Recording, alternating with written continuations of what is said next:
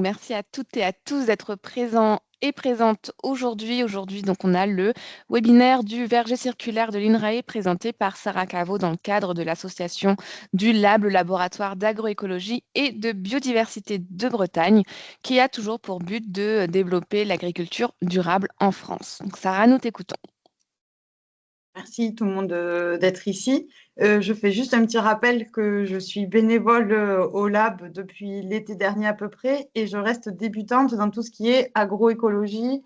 C'est, on va dire, une présentation assez de base qui sera très bien pour les débutants comme moi. C'est aussi un compte-rendu de recherche de thème 4, agronomie et de production. Donc, le groupe avait fait quelques recherches bibliographiques dont je me suis aussi servie. Et j'ai rajouté après des recherches personnelles. Donc, c'est vraiment une présentation, on va dire, du travail d'équipe. Donc, pour commencer, je vais parler un petit peu des contextes et enjeux autour de l'arboriculture. Ensuite, du projet Z, qui est projet zéro pesticide, et projet ALTO de l'INRAE qui englobe en fait le projet de verger circulaire du Cotteron, qui est dans le Drôme. Donc ça sera plus en troisième partie. J'ai trouvé, on va dire, des résultats qui datent de 2024 que je vais vous présenter. Donc, c'est plus une idée globale sur les résultats. On va dire, ce n'est pas les résultats bien précis. Je manquais un peu de temps pour aller voir tous les articles affiliés, mais on a un peu une idée globale. Et ensuite, je vais conclure. Donc, pour le contexte et les enjeux, dans un verger classique, on peut voir un peu sur la photo, ce sont des rangées d'arbres qui sont en fait de la même espèce et de la même variété, ce qui crée des vergers avec une faible diversité génétique et donc favorise les attaques face aux bioagresseurs. Les bioagresseurs, ce sont, donc on compte les maladies, les ravageurs et aussi les insectes, enfin vraiment tout toutes les espèces qui peuvent agresser donc la plantation. Le problème face à ça, c'est qu'on a l'utilisation de pesticides dans l'arboriculture, donc d'intrants chimiques. Il y a des alternatives qui sont possibles pour diminuer l'utilisation d'intrants chimiques qui peuvent diminuer jusqu'à moins 25%. Donc, par exemple, c'est en prenant des espèces un peu plus robustes, mais ça sera toujours la même espèce vu qu'on est dans un verger classique. Et aussi, on a la technique de confusion sexuelle. De ça, on pourra peut-être en parler plus en question parce que ce n'est pas non plus quelque chose que j'ai eu le temps d'aller chercher. Mais il y a des techniques différentes pour, en tout cas, diminuer l'utilisation d'intrants. Le problème que les chercheurs se sont rendus compte et aussi les parties prenantes, par exemple les agriculteurs, etc., c'est qu'il y a une difficulté à long terme de continuer dans la diminution. On arrive à une stagnation à partir de moins 25% au niveau du court moyen terme, donc juste quelques années. On ne peut plus, on a des difficultés à continuer à diminuer. Donc ça, c'est ce qui rentre dans un des principaux objectifs au final du projet Z et projet ALTO. Le projet Z, c'est le projet zéro pesticide de l'INRAE. C'est un projet qui est sur 15 ans, qui est principalement piloté par l'INRAE de Gotteron. Ça correspond à 10 hectares de production de fruits sans pesticides qui doivent être donc retravaillés et étudiés. Et la première étape de ce projet, en fait, c'est le verger circulaire de Gotteron qui s'inscrit aussi dans le projet ALTO. Ce projet de verger circulaire, quant à lui, est sur une superficie de 1,8 hectares. Le projet ALTO, donc c'est vraiment une démarche interdisciplinaire et multi-acteurs, donc il y a vraiment diverses parties prenantes. Et c'est vraiment de repenser des nouveaux systèmes de production de fruits à très bas intrants, voire zéro intrant.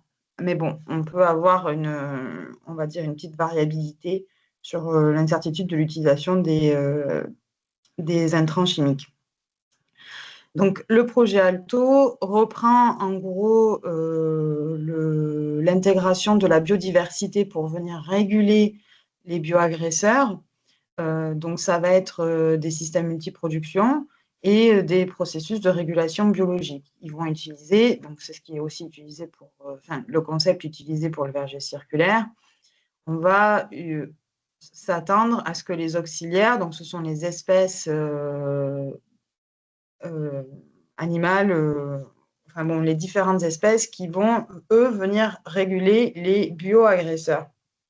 Ce projet est sur multi-acteurs, donc on peut voir, il y a les producteurs, les collectifs agricoles, les conseillers, formateurs, les chercheurs. Et vraiment, l'objectif, c'est toute une reconception du système, de l'agroécosystème. Donc, ça va être de repenser aussi l'agencement spatial pour limiter les ravageurs et les maladies et de revoir les zones de production et les zones de support. Au final, dans le projet Alto, il y a 3 modules différents. Donc, le premier module, là, vous pouvez le voir sur la première photo, on pourrait se dire que c'est un verger classique dans le sens où on est encore sous des rangées typiques, on va dire, au niveau de la forme, au niveau de la géométrie. Mais ce projet-là inclut, en fait, comment dire, l'objectif, c'est vraiment de voir si la diversité des espèces permet une amélioration pour tout ce qui est une amélioration pour tout ce qui est de régulation des bioagresseurs. Donc, on a différents rangs de fruitiers. Il y a les pommiers, les oliviers, les abricotiers, les kiwis, les kakis, les pruniers, etc. Je n'ai pas tout mis. Et il y a des aménagements qui sont mis en place pour la biodiversité, donc des haies, des mares, des nichoirs, des gîtes. Donc ça, toujours pour favoriser la biodiversité. Ensuite, le deuxième module, c'est ce qui est représenté sur cette photo, c'est plus une optimisation des ressources dans le temps et dans l'espace. Donc là, je ne suis pas du tout experte par rapport à ce sujet, mais en gros, on a, de ce qu'on peut voir, ce sont des pommiers qui sont mis sous des noyers à bois et les types d'espèces utilisées sont les pommiers, les noyers et les légumineuses. Donc ça, c'est vraiment dans un concept aussi où on prend en compte le temps.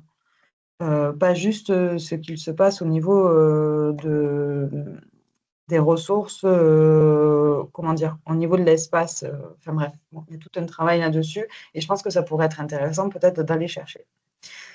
Le troisième module, c'est notre verger circulaire, donc le verger circulaire de Gauthieron. Donc, la première spécificité, déjà, la première question qu'on se posait, c'est pourquoi est-ce qu'on le fait circulaire? Tout simplement parce que c'est la géométrie qui a le moins d'interface avec l'extérieur. Donc, limiter, enfin, diminuer géographiquement cette interface-là permet de réguler sans trop de... Enfin, une fois que c'est planté, on n'a pas à continuer comment dire, à le travailler, ce point-là, parce que c'est planté d'une telle façon que les bioagresseurs, on limite en fait l'interface, vous avez compris. Mais on pourrait croire, moi j'avais un biais au début quand j'ai commencé à lire par rapport à ce sujet, je me disais que c'était peut-être cette forme-là qui allait agir le plus en tant qu'effet barrière par rapport aux bioagresseurs. Et bien finalement, pas forcément, c'est plus la diversité qui est à la base de l'effet barrière, donc la diversité des espèces. Alors, ce que vous pouvez voir, donc vous avez différentes couleurs qui correspondent à différentes espèces. Donc, vous avez tout de noté au niveau des rangées. Les rangées vont de 0, là où il y a la mare, jusqu'à la rangée 9, la rangée la plus extérieure. On peut voir que à chaque couleur, pour le type d'espèce, il y a des variétés différentes. Donc, pour abricotier, prunier, pêcher, pommier, etc. Donc, les pommiers sont un peu plus décrits pour les différentes espèces. Et là où c'est intéressant, c'est que la rangée 9, elle, est vraiment la première barrière que le bioagresseur va rencontrer. C'est une rangée qui est faite de haies. Donc ça va permettre d'éviter l'intrusion, entre guillemets, des bioagresseurs au niveau du verger, dans le centre du verger. En tout cas, c'est la première étape pour les empêcher. Mais il y a aussi le vent enfin, la haie va venir protéger, en gros, au niveau climatique, entre guillemets, mais c'est vraiment le vent, les rangées suivantes.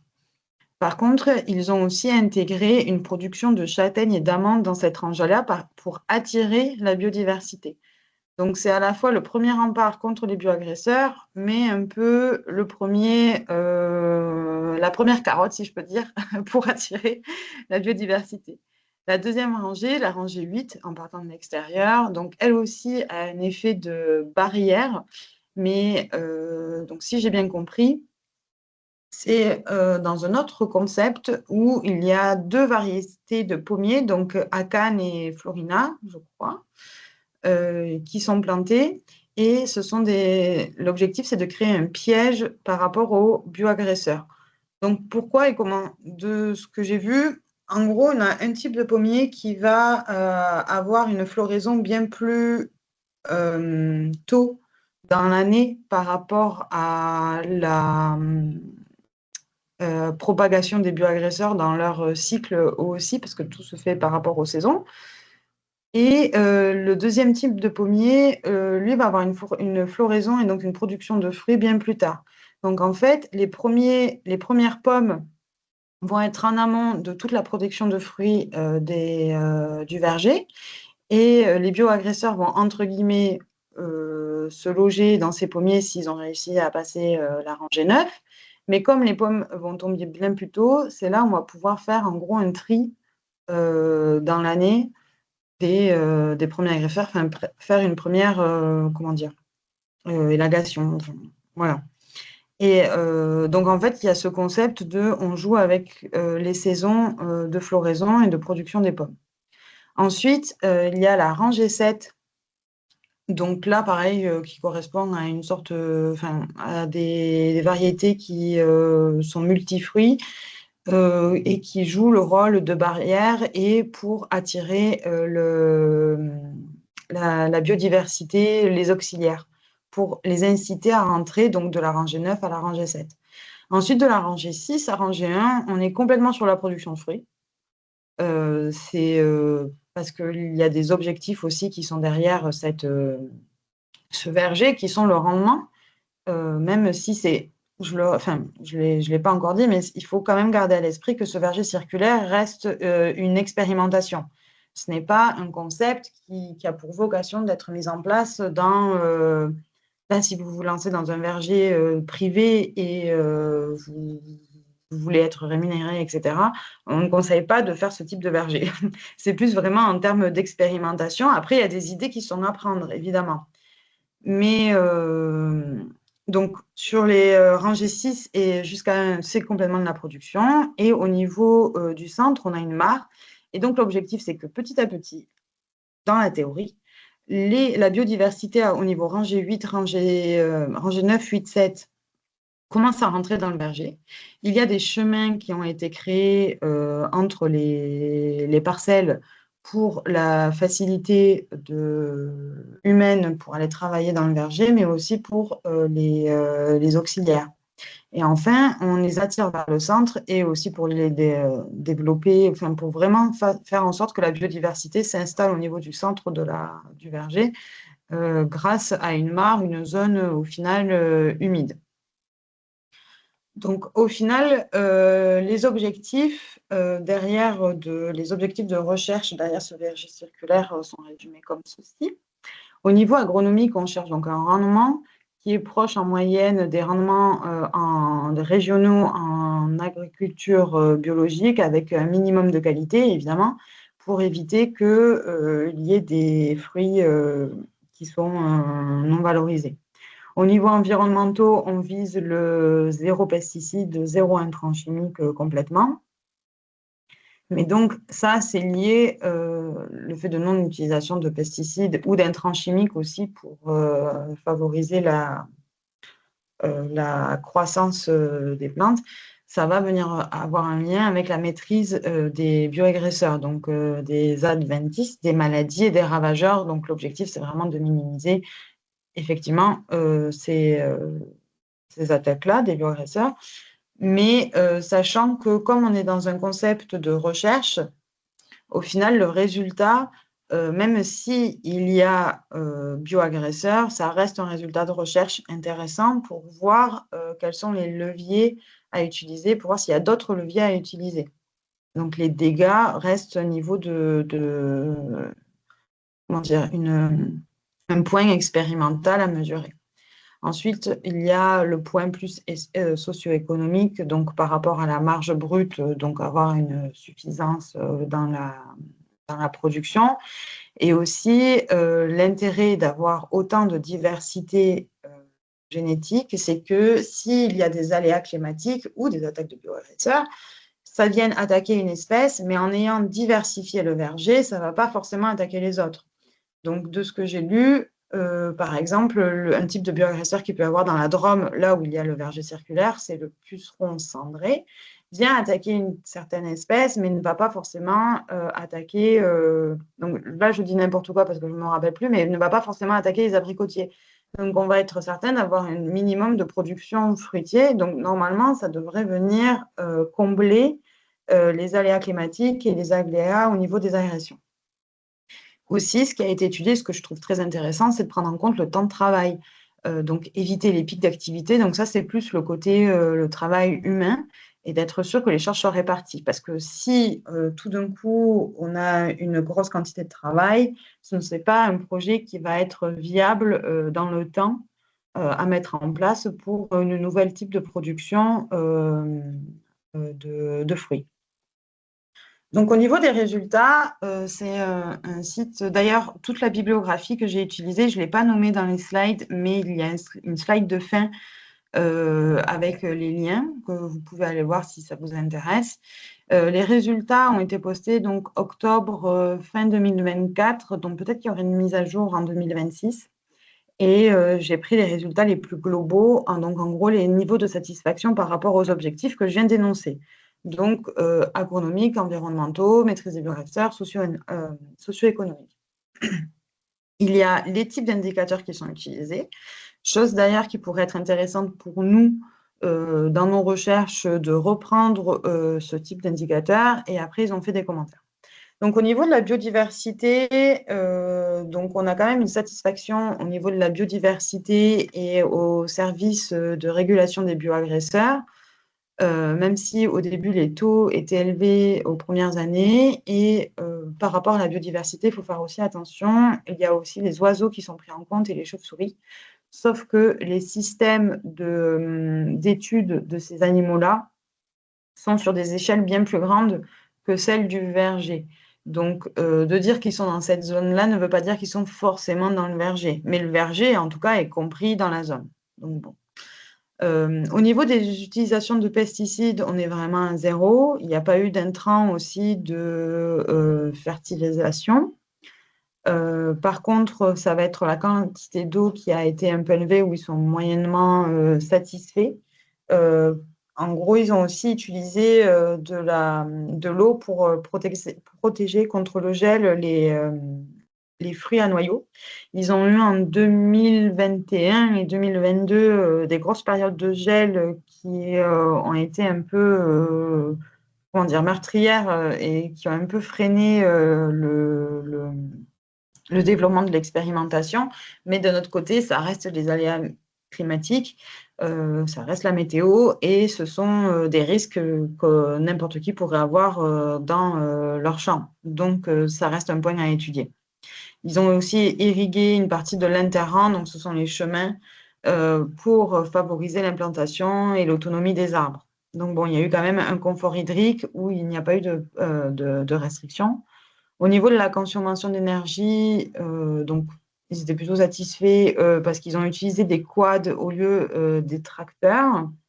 Les rendements ont été plutôt moyens, justement, notamment à cause de ces gels. Et il y a quand même eu, comme mentionné au début aux premières années, donc c'était 2019, 2018, plusieurs attaques de bioagresseurs.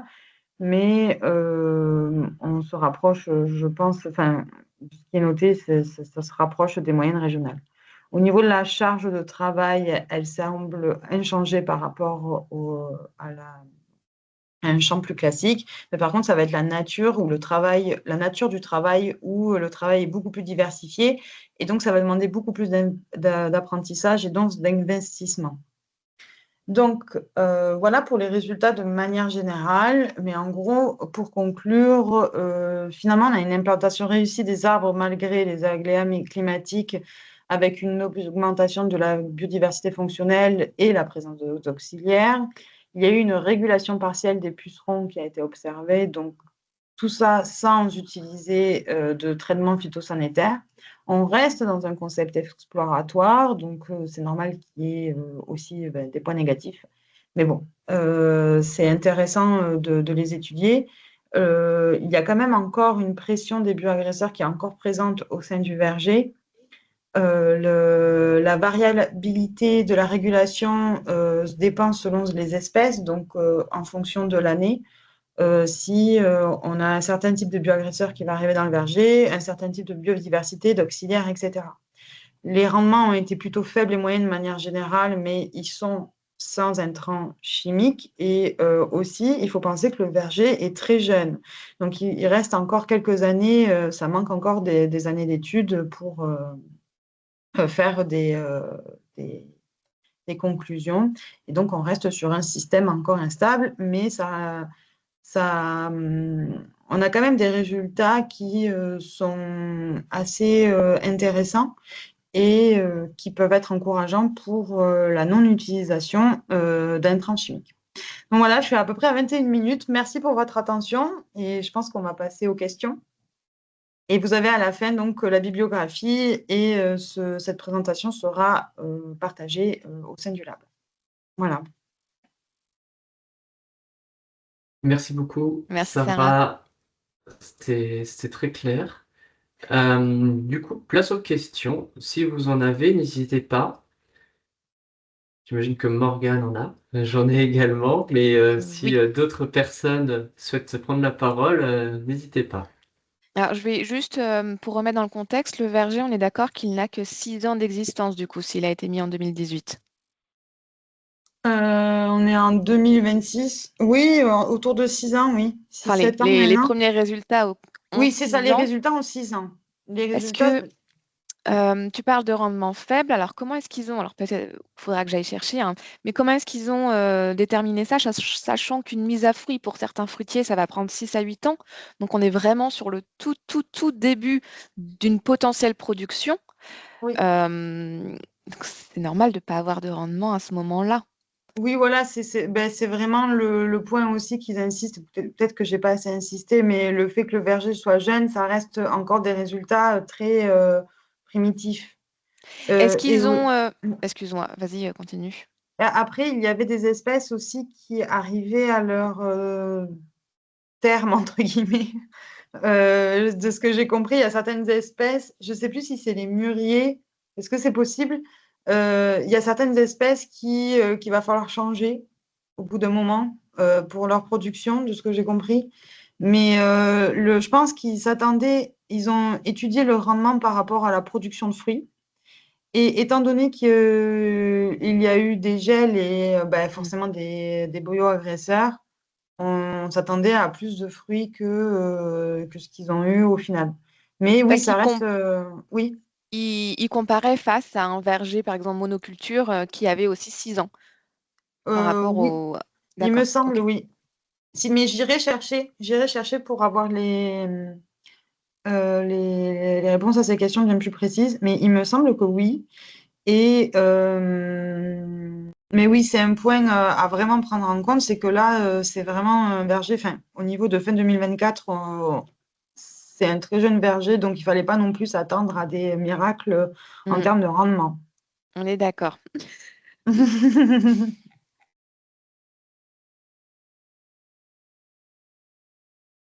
Est-ce que vous avez d'autres Est-ce que questions? Oui. j'avais proposé à... Je t'appelais Ryan encore tout à l'heure, excuse-moi, ça faillette.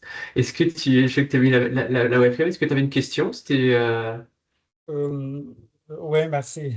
J'ai juste une question par rapport le résultat sur la biodiversité, je connais très peu le sujet, mais est-ce que ça a été comparé par rapport à... En fait, quand on parle de résultat sur la biodiversité, on compare par rapport à un verger classique, c'est ça, mais toujours sans pesticides, et toujours bio, Oui, c'est ça? Oui.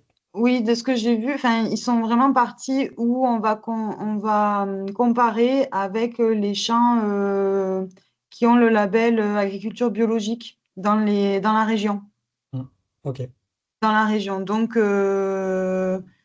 après, je connais pas très bien ce label agriculture biologique, mais s'il y a un minimum d'intrants, enfin, ça, là, on est vraiment sur du zéro, en tout cas pour le verger circulaire. Mais Mm. oui, c'est comparé avec ce type de production.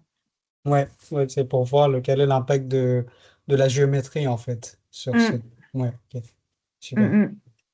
Mais je pense que c'est un point que c'est en étudiant donc de façon plus globale que je me suis dit que ça pourrait être intéressant d'aller voir les articles par rapport à la biodiversité et si vraiment la géométrie, donc logiquement, enfin théoriquement, l'ajout d'une mare forcément favorise le développement de la biodiversité. Mais je pense que ça peut être intéressant d'aller voir les articles directement pour éviter un certain biais scientifique. Mais ouais, voilà. Merci. J'ai deux petites questions qui peuvent être... Ah bah vas-y Claire, je t'en prie. Oui, euh, oui, c'était pour rebondir sur, enfin, sur ce que disait Morgane aussi. Et du coup, oui, comme c'est un verger jeune, est-ce que, enfin, enfin, les études ont indiqué à peu près dans combien de temps on pourrait avoir une évolution de, Mais étant globale? donné que le projet Z est sur 15 ans, je pense qu'ils ont l'ambition de l'étudier sur ces 15 années. Après, je pense que c'est aussi limité en termes de financement par rapport à la recherche et des autres parties prenantes. Mais après, de façon générale, combien de temps pour avoir la viabilité d'un verger? Je ne le sais pas.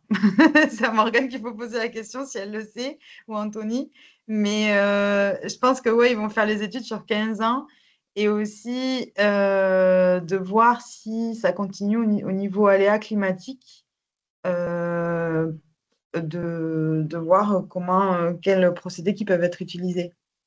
Parce qu'il n'y a pas que les bioagresseurs. Au final, ils ont eu les 2 années quand même de gel consécutives. Donc, bon.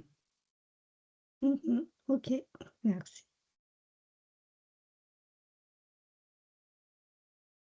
Je Je regarde, voulais...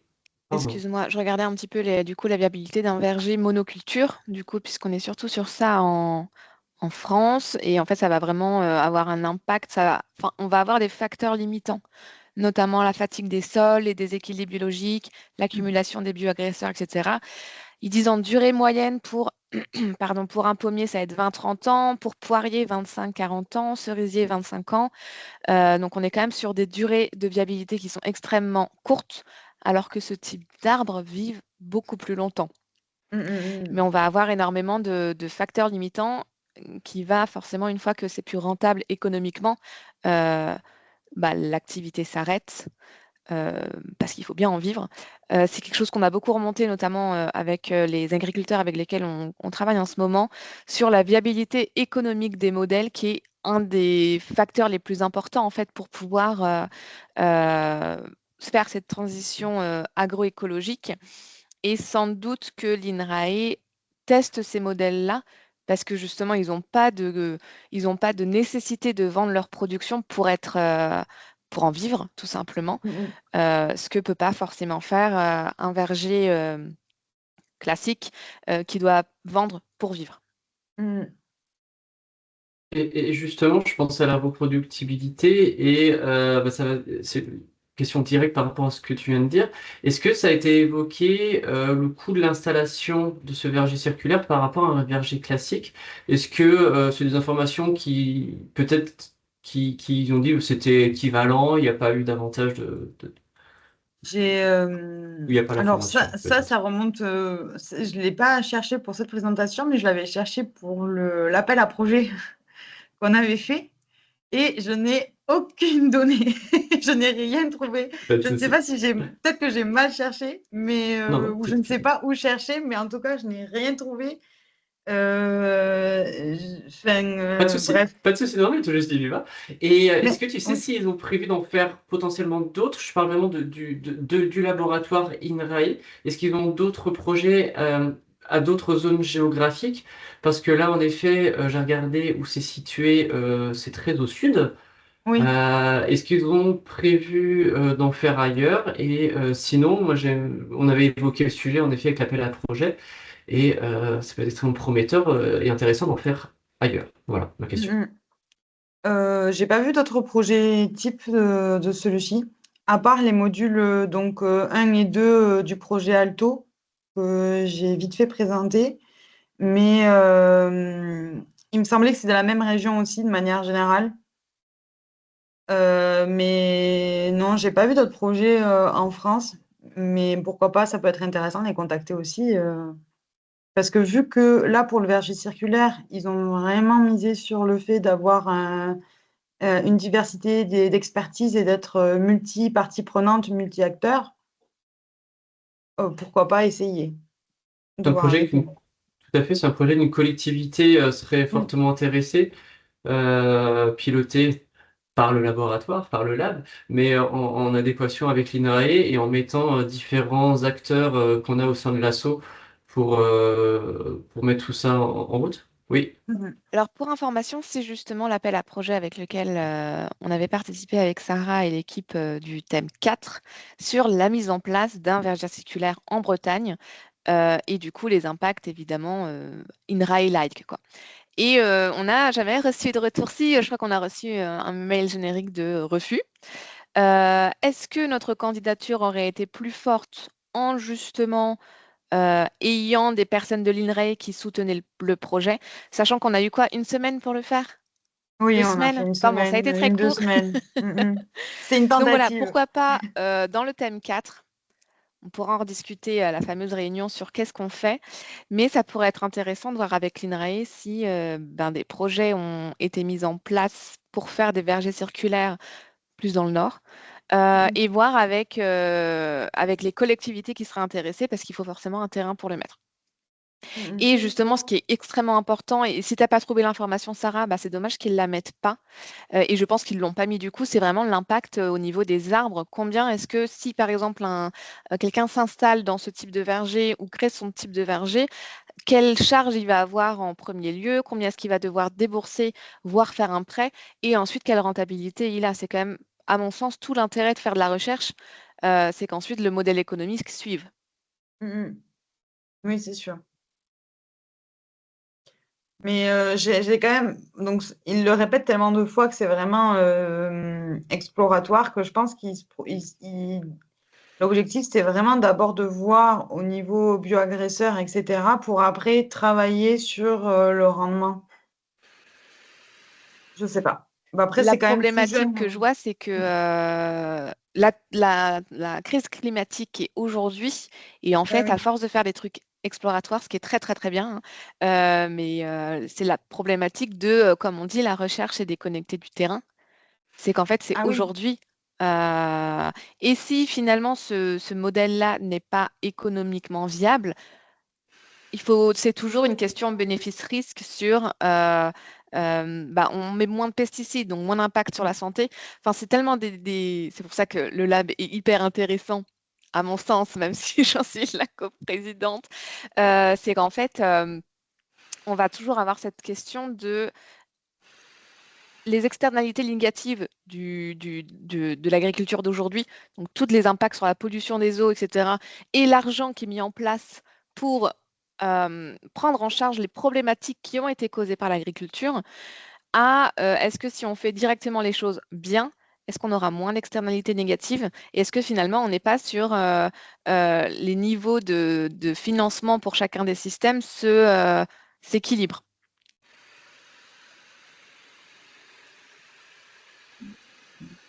Vous avez 2 heures pour répondre à cette question. Vas-y, Claire.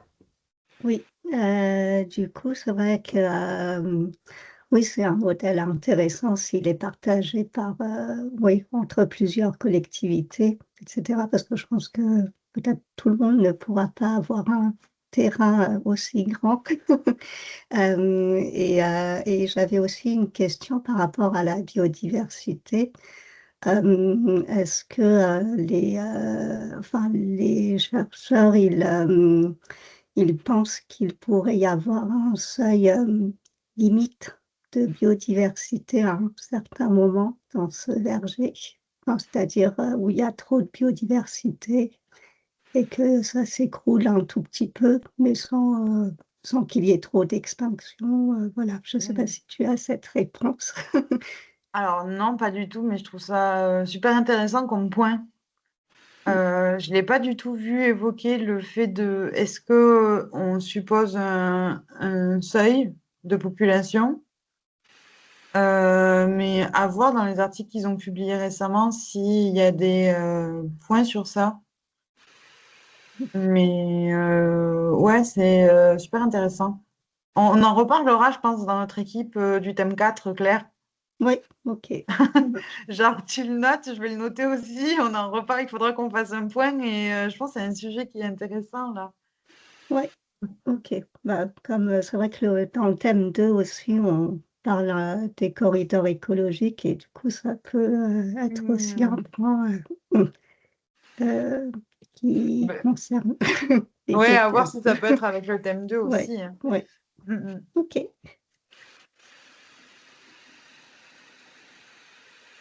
S'il n'y a pas d'autres questions, Morgane, je te laisse conclure, si tout le monde est d'accord. Oui. J'allais regarder si quelqu'un s'était positionné sur un troisième webinaire et j'ai pas accès. Bon, Je en ne tout pense cas, pas pour le merci à moment. toutes et à tous d'avoir été présents et présentes aujourd'hui. J'espère que ça a pu développer et encourager votre curiosité sur les vergers et les façons de faire, etc. On se retrouve du coup le 19, c'est ça, pour discuter de la suite de l'association. Qu'est-ce qu'on fait, qu'est-ce qu'on produit et comment on fait rayonner nos actions. Et en attendant, je vous souhaite à tous bon appétit.